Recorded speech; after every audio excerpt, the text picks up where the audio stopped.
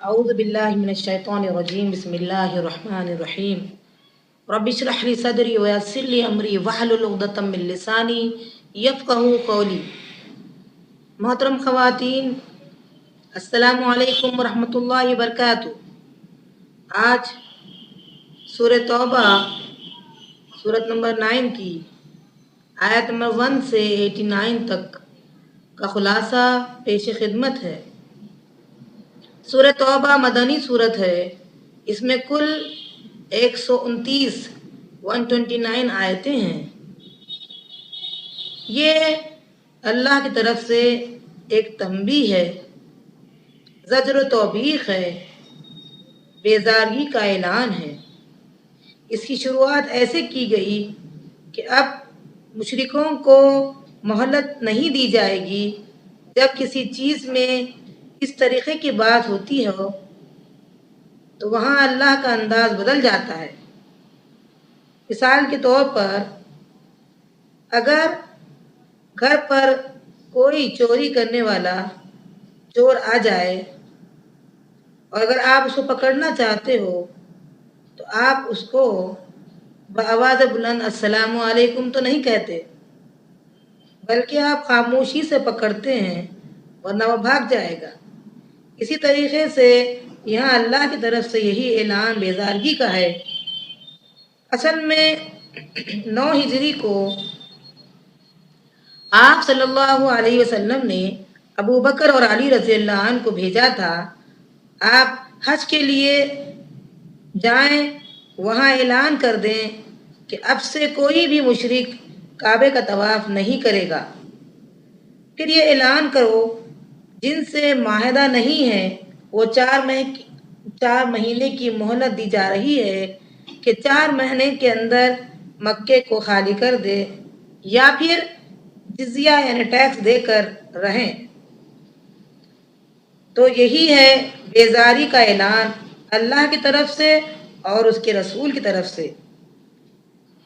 اب اگر کوئی عہد 4 مہینے سے زیادہ کر لے یعنی اس کی مدت لے لے تو ان لوگوں کے لیے نبی صلی اللہ علیہ وسلم کو یہ حکم دیا جا رہا ہے کہ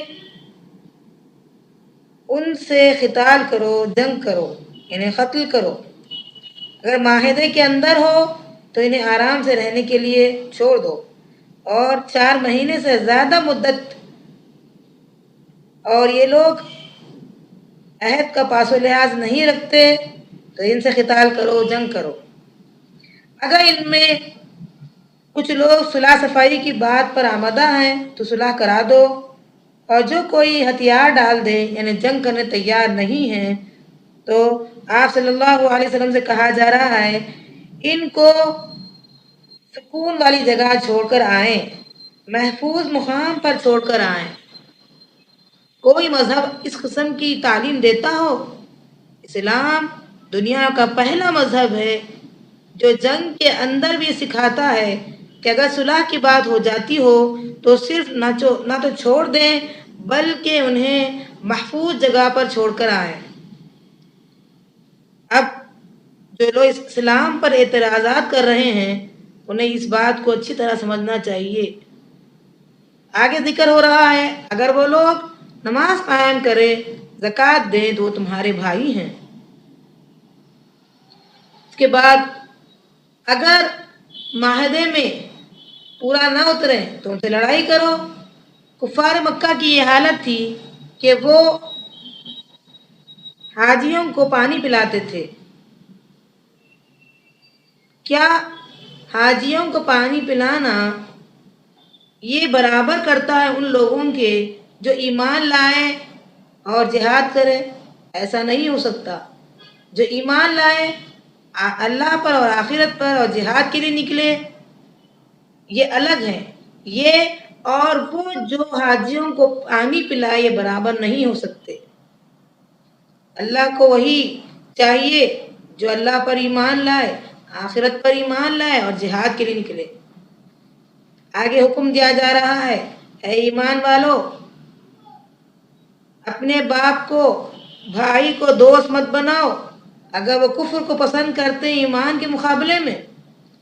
محمد صلی اللہ علیہ وسلم آپ کہہ دیجئے تمہارے باپ، بھائی، بیٹے، بیویاں اور وہ مال جس کو تم پسند کرتے ہو، اور تمہاری تجارت جس کے ختم ہونے کا تمہیں ڈر ہے، تمہاری حویلیاں جس کو تم پسند کرتے ہو، یہ تمام چیزیں اللہ اور اس کے رسول کے مقابلے میں اور اللہ کے راستے میں جہاد کے مقابلے میں بہتر ہے، تو انتظار کرو یہاں تک کہ اللہ کا فیصلہ آ جائے۔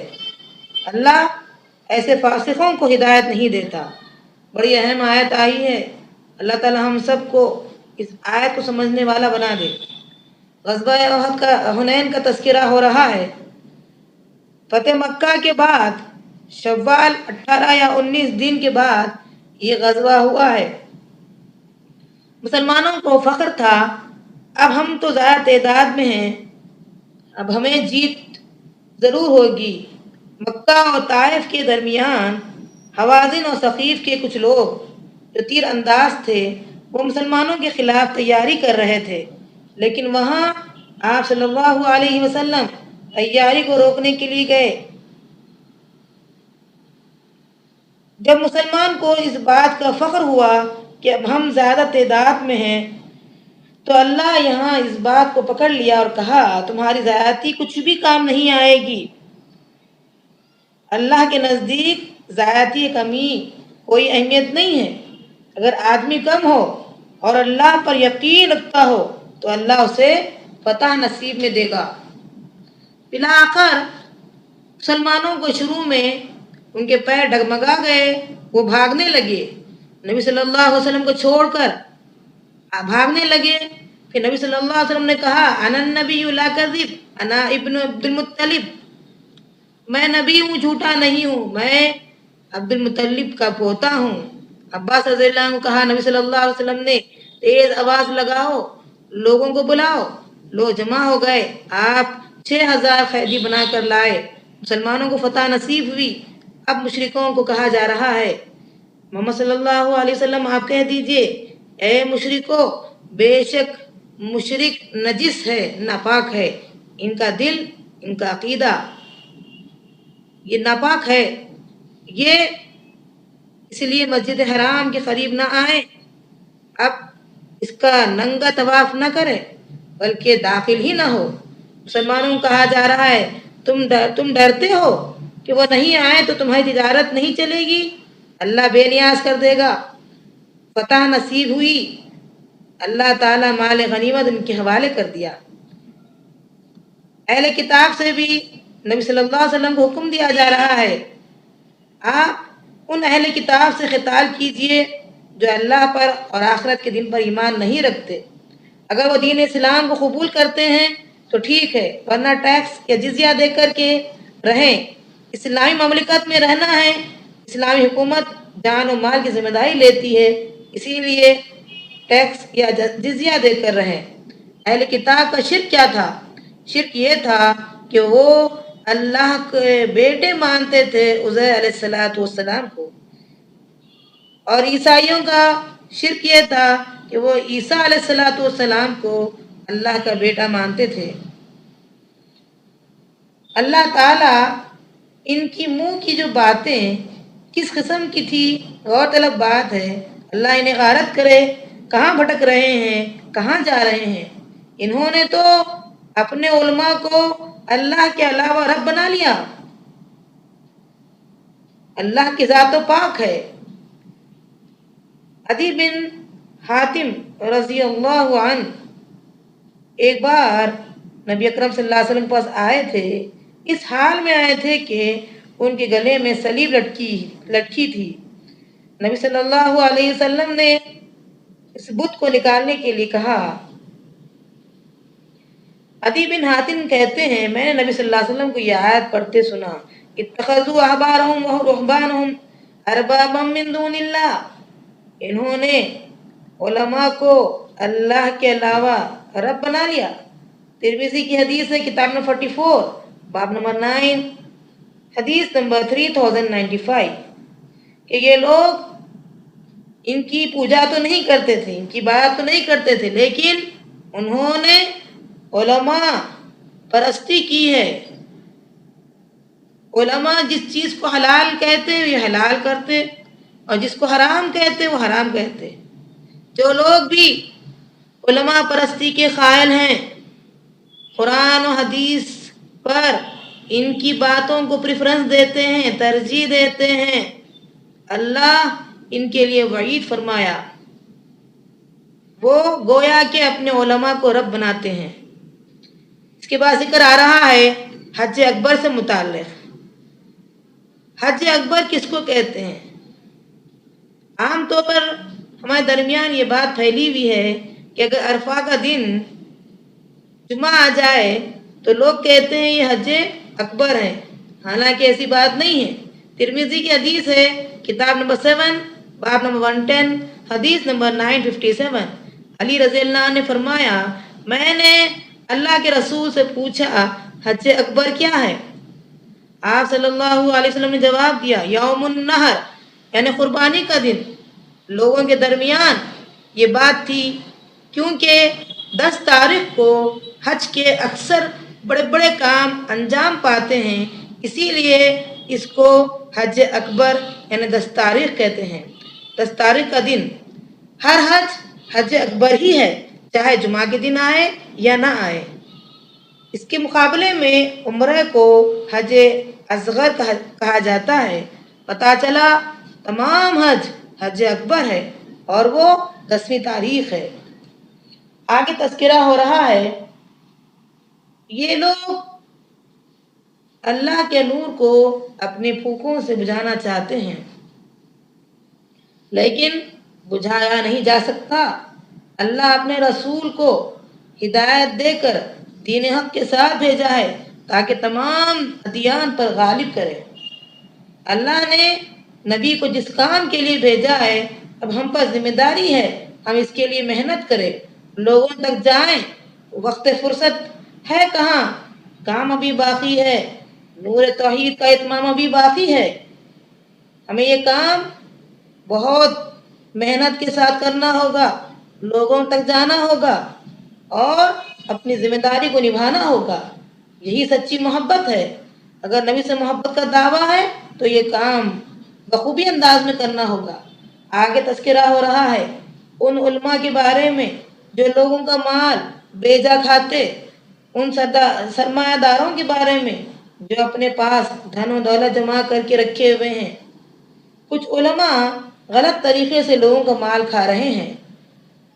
یہ مال ان کے اوپر، پیٹھوں پر، پیشانیوں پر داغا جائے گا اور کہے گا میں تمہارا مال ہوں، میں تمہارا خزانہ ہوں.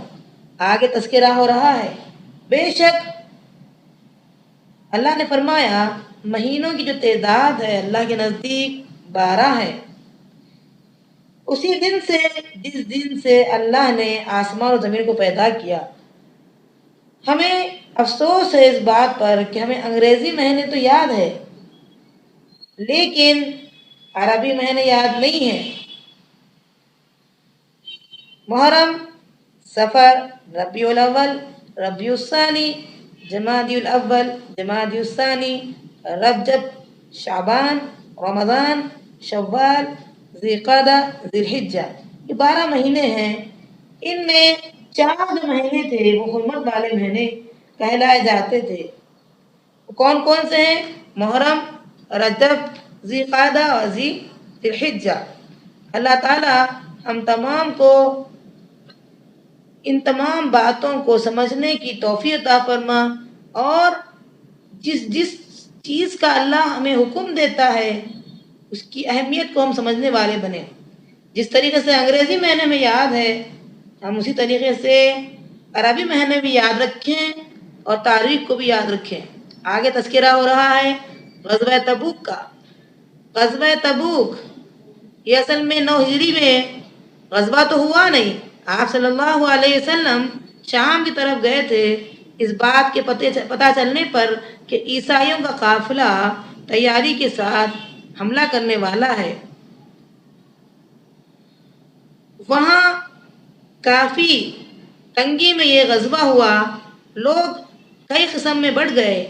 کچھ لوگ تھے جو تیار تھے، کچھ لوگ تھے جو پہلے سے تیار نہیں تھے، پھر بعد میں تیار بھی ہوئے. परेशानी लाहक हो गई। कुछ लोगों के पास सब कुछ होने के बावजूद नहीं जा सके। फिर उसमें से मुनाफिकीन का भी काफिला था। अल्लाह ने कहा अगर तुम अल्लाह की रसूल की मदद नहीं करोगे तो अल्लाह अपने नबी की मदद कर चुका है। उसके बाद अल्लाह ने फरमाया ए नबी आपसे इजाज़त तलब करते हैं वो लोग तबूक में ना जाएं जिनको आखिरत पर अल्लाह पर ईमान नहीं है, लेकिन वो लोग जिनको आखिरत पर और अल्लाह पर ईमान है, यकीन रखते हैं, वो आपसे इजाज़त नहीं तलब करेंगे। अब उसके बाद मुनाफिकीन का जिक्र हो रहा है कि अगर मुनाफिकीन को जाना होता तो तैयारी ज़रूर करते, उन्होंने तैयारी नहीं की। मोहम्मद सल्लल्लाहु अलैहि वसल्लम कहा जा रहा है ये अल्लाह का इनकार करते हैं और रसूल का भी इनकार करते हैं, नमाज में सुस्ती दिखाते हैं, सदका व खैरात नहीं करते। अगर आपको इनका माल इनकी औलाद ताज्जुब में डाल रही है तो ये चंद दिन का सौदा है, बहुत जल्द ख़त्म होने वाला है। यानी इनका माल, इनकी औलाद, इनकी पर्सनालिटी, इनकी तमाम चीज़ें ताज्जुब में ना डाल दें। ये तो चंद दिन के सौदा है जो बहुत जल्द ख़त्म होने वाला है। आगे तज़किरा हो रहा है आप सल्लल्लाहु अलैहि वसल्लम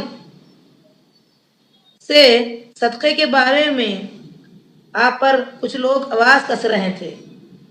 सदका व खैरात किन के लिए है? सदका व खैरात ज़कात उनके लिए हैं जो फ़ुक़रा हैं, मसाकीन हैं और जो माल वसूल करने वाले हैं। खर्च की अदायगी में सदका व खैरात इस्तेमाल की जाए, नए मुसलमानों का दिल रखने के लिए हो, मुसाफिरों के लिए हो, अल्लाह की राह में जिहाद करने के लिए हो, दावत तबलीग के मराकिज़ के लिए हो। अल्लाह ने हुक्म दिया कि सदका व खैरात इन कामों के लिए है। इन मुनाफिकीन का कहना था कि अल्लाह उसके रसूल सल्लल्लाहु अलैहि वसल्लम यानी अल्लाह के रसूल कान के पतले हैं। तो ठीक बात है, हर एक की बात अगर सुनते हैं तो बुरी बात क्या है। मुनाफिकीन की हालत थी कि वो आपस में बुराई का हुक्म देते थे, भलाई से रोकते थे, बखीली करते थे। अल्लाह ने इनके लिए जहन्नम में सबसे निचली जगह रखी है। मोमिनों की हालत ये थी कि वो नेकी का हुक्म देते थे, बुराई से रोकते थे, नमाज कायम करते, ज़कात अदा करते और अल्लाह उसके रसूल की इताअत करते। इन लोगों के लिए कामयाबी है और यही लोग जन्नत में जाएंगे। आगे जिक्र हो रहा है ये जो मुनाफिक हैं मोहम्मद सल्लल्लाहु अलैहि वसल्लम आपको कत्ल करने के दर पे हैं, लेकिन वो कामयाब ना हो सके। ये मुनाफिकीन कुछ ऐसे हैं जो अल्लाह ने इन्हें माल दिया तो वो बखीली करते हैं। मोमिन लोग सदका करने वाले होते हैं तो ये लोग उनका मजाक उड़ाते हैं। आप इनके लिए बख्शिश 70 मरतबा भी करेंगे तो अल्लाह इन्हें माफ़ करने वाला नहीं है। नबी सल्लल्लाहु अलैहि वसल्लम ने कहा अगर अल्लाह 71 मरतबा में माफ़ करने तैयार है तो मैं इसके लिए बख्शिश तलब करूँगा। आपको हुक्म दिया जा रहा है आप क्यों मुनाफिक की जनाजे की नमाज पढ़ाए, मत पढ़ाइए। अब्दुल्ला बिन अबी बिन सलूल जब उसका इंतकाल हुआ तो उनके बेटे अब्दुल्ला ने कहा अल्लाह के रसूल आप जनाजे की नमाज पढ़ाइए, और आपने अपना कपड़ा भी दे दिया। उमर रज़ी अल्लाह ने कहा आप क्यों नमाज के लिए जा रहे हैं? कहा अल्लाह ने मुझे इख्तियार दिया है, अगर वो मना किया तो मैं रुक जाऊंगा। फिर आयत नाजिल हुई जो उमर रज़ी अल्लाह अन्हु की मुवाफ़क़त में हुई। इसके बाद हमेशा के लिए मना कर दिया गया कि मुनाफिकीन के लिए जनाजे की नमाज में ना जाएं। वो तो औरतों की तरह बैठे रहते हैं, ग़ज़वा तबूक में नहीं गए। अल्लाह जो ईमान लाए और जिहाद करे उनसे राज़ी है और यही लोग कामयाब है। अल्लाह ताला से दुआ है अल्लाह ताला हमें कुरान समझने, अमल करने और उसको फैलाने की तौफ़ीक़ अता फरमा। अस्सलामु अलैकुम व रहमतुल्लाहि व बरकातुहू।